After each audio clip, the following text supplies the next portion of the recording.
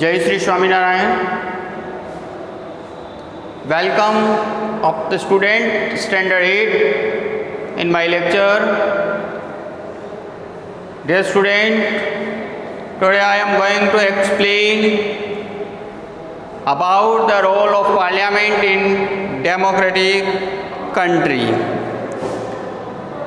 As in our previous lecture, I have explained about how is parliament formed. Is in every 5 years there is election or a majority, a person who gets the majority, either maybe the party or coalitions make the government. Dear student, आज हम आपको पढ़ाने जा रहे हैं जिसमें ruling party कैसे form होती है, शासन करने वाली पार्टी कैसे होती है। जैसे आपने न्यूज़पेपर में पढ़ा हो या सुना हो न्यूज़ के अंदर, कई बार आपने देखा होगा कि पार्लियामेंट के अंदर दो तरह की से पार्टी वर्क करती है, एक अपोजिट पार्टी और एक ruling party. Ruling party means जो रूल करती है। अब ये रूलिंग पार्टी होती कैसे, कैसे बनाई जाती है, हु है ना, कौन उसे बनाता है, हु मेक देम। तो is after the election of Lok Sabha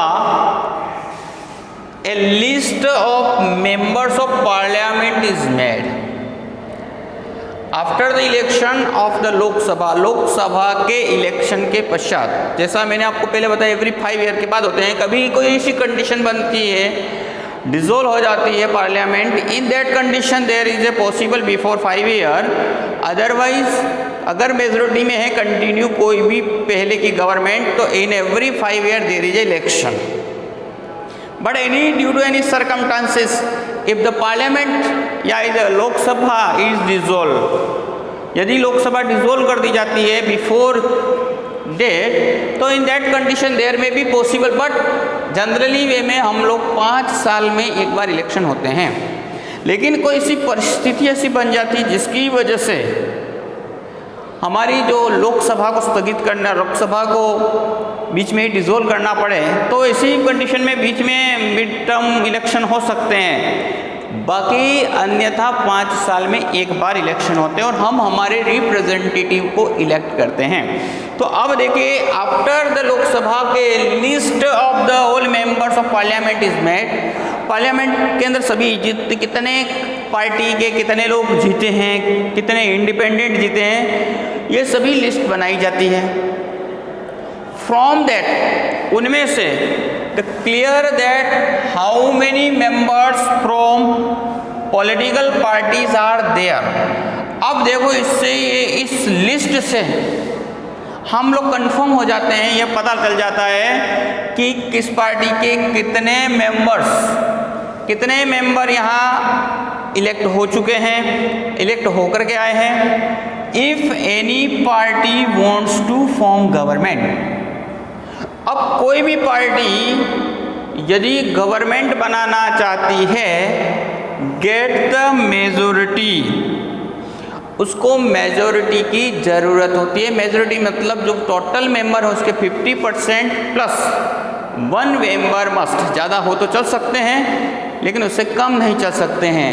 तो if any party wants to form, यदि कोई भी पार्टी सरकार बनाना चाहती है, then the elected members from his party should get the majority. और जिस भी पार्टी को सरकार बनानी हो तो उसके लिए क्या होना चाहिए, मेजोरिटी होनी चाहिए। अगर पार्टी कंप्लीटली मेजोरिटी में है तो there is a no problem, तो कोई प्रॉब्लम है नहीं। लेकिन समटाइम्स क्या होता है, एक से अधिक पार्टियां मिलकर, कोलिएशन मिलकर के सरकार बने, साझा सरकार जिसको हम बोलते हैं साझा सरकार बनाती हैं। साझा सरकार का मतलब, जैसे इमेजिन कर लो कोई भी पार्टी है और उसे पूर्ण बहुमत नहीं मिला। अब पूर्ण बहुमत क्या होता है, what is the full majority, तो मेजोरिटी इट मीन्स जो टोटल मेंबर्स हैं उसका 50% प्लस 1, 50% प्लस 1 मेंबर मस्ट, है ना। अब जैसे हमारी लोकसभा के अंदर 545 मेंबर्स हैं, तो अगर हम इसको डिवाइड करें तो 2, 7, 2, 3, मतलब approximately 272 member must for the majority. Majority के लिए 272-73 लोगों की संख्या की जरूरत होती है। कई बार कुछ सीटें खाली रहती है, तो उस परिस्थिति में भी 50% प्लस 1 ही होगा।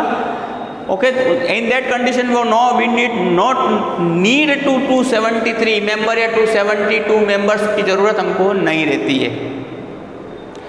अब यहाँ जो भी पार्टी कोलिएशन कैसे करती है, इमेजिन कर लो कि पार्टी को ओनली, अब मेजोरिटी के लिए क्या चाहिए, इज यू नो, इमेजिन कर लेते हैं 100 के ऊपर, मान लो किसी पार्लियामेंट के अंदर नंबर है 100, आप if you want to be government, अगर आप गवर्नमेंट बनाना चाहते हो, कोई भी रूलिंग पार्टी, कोई भी पार्टी गवर्नमेंट बनाना चाहती है, he must 51 member in the favour, उसके फेवर में 51 मेंबर चाहिए। अब मान लो, इमेजिन कर लो ए पार्टी को 40 वोट्स मिले, बी पार्टी को 30 मिले, सी पार्टी को मिल गए हैं 12 और डी पार्टी को अदर्स जो बचे हुए हैं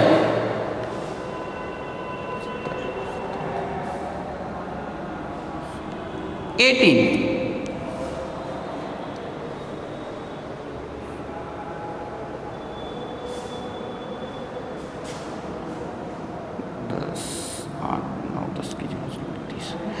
तो अब now in condition no any parties in majority, कोई भी पार्टी मेजोरिटी में नहीं आई है। अब ऐसी कंडीशन में ये जो ए पार्टी या बी पार्टी मिलकर किसी के साथ भी कोलिएशन कर सकते हैं।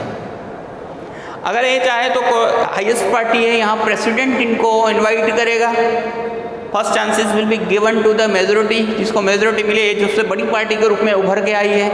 अब मान लो ये ए पार्टी है, सबसे बड़ी पार्टी के रूप में उभर, अगर वो चाहे तो सी के साथ कोलिएशन कर सकती है, अगर सी वाला नहीं माने तो बी डी के साथ भी कोलिएशन कर सकती है।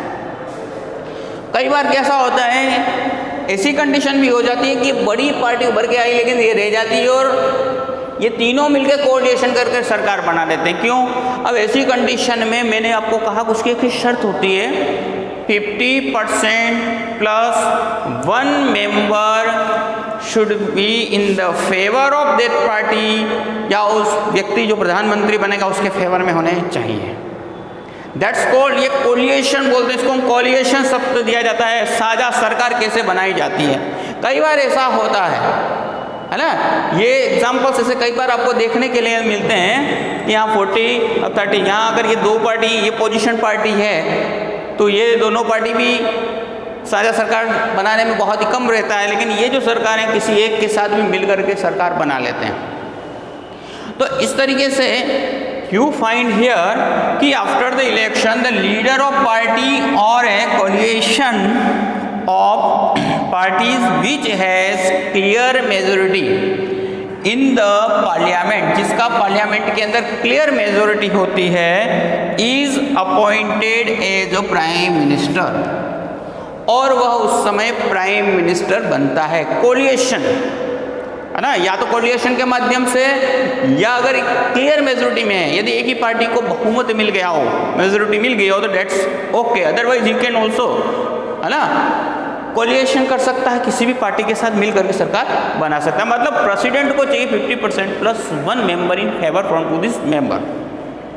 The prime minister of India, the prime minister of India is the head of the ruling party. Ruling party का हेड कौन होता है? तो रूलिंग पार्टी का जो हेड होता है वो है हमारा प्राइम मिनिस्टर।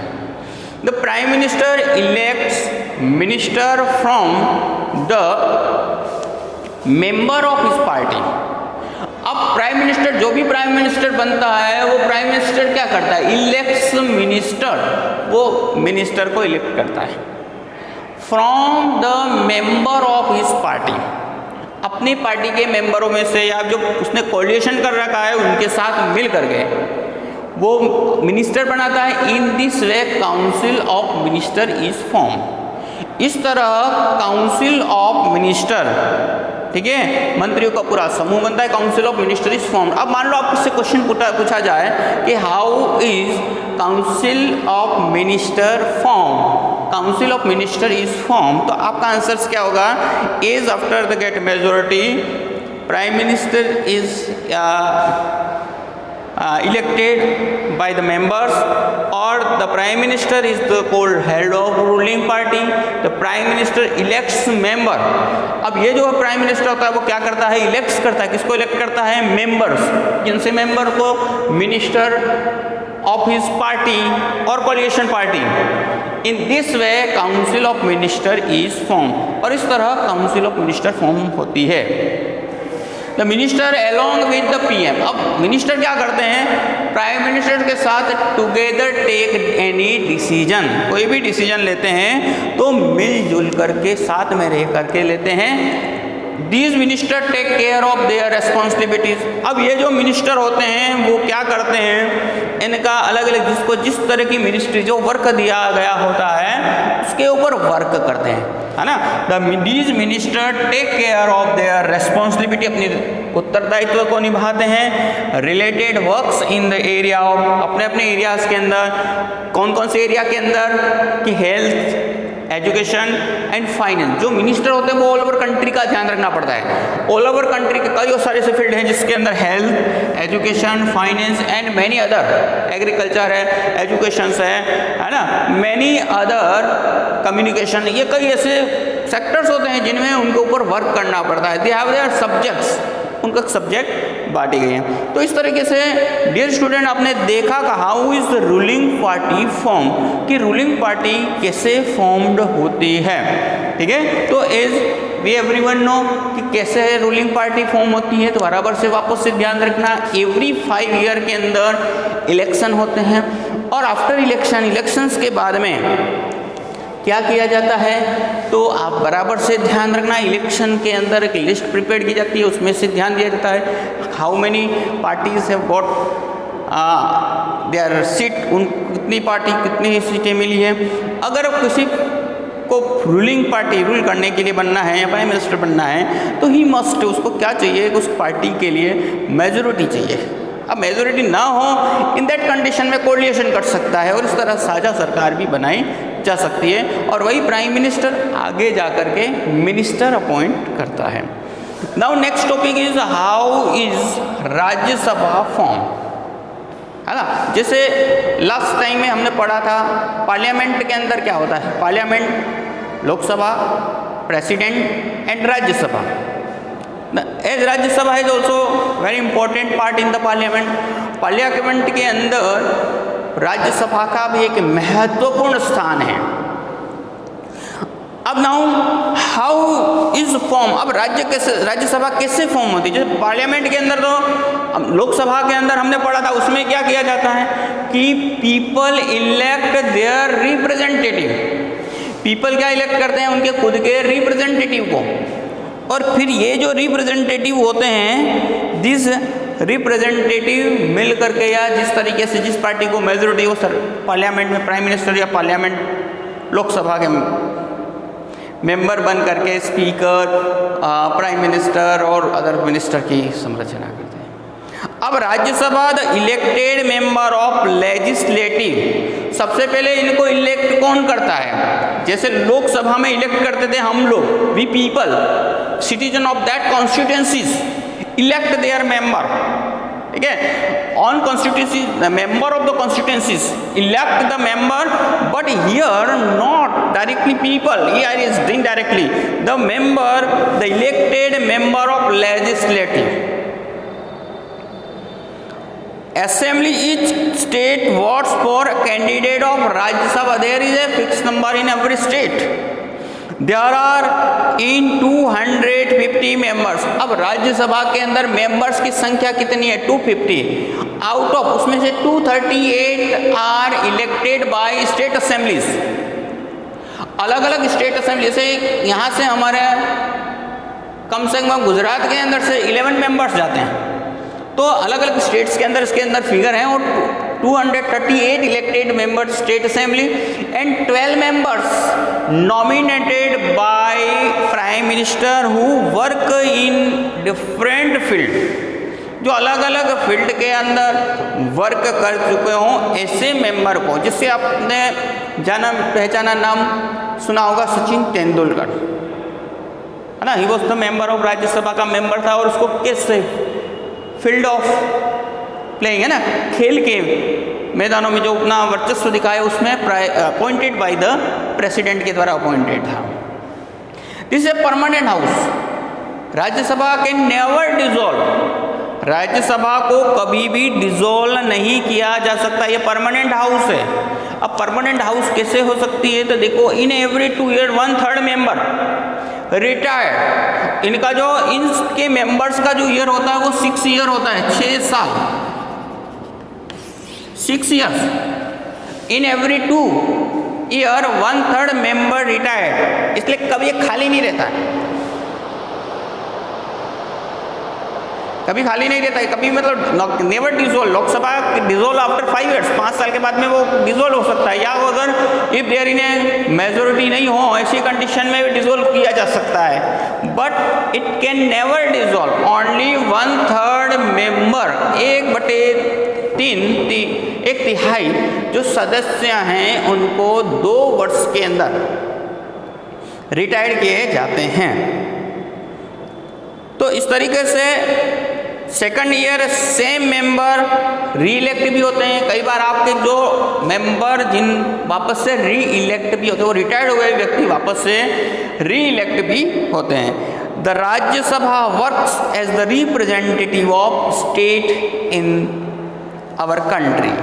अब राज्यसभा क्या होती है कि वर्क एज एक प्रतिनिधित्व के रूप में करती, राज्य के प्रतिनिधित्व के रूप में वर्क करती है। The Rajya Sabha can also make law.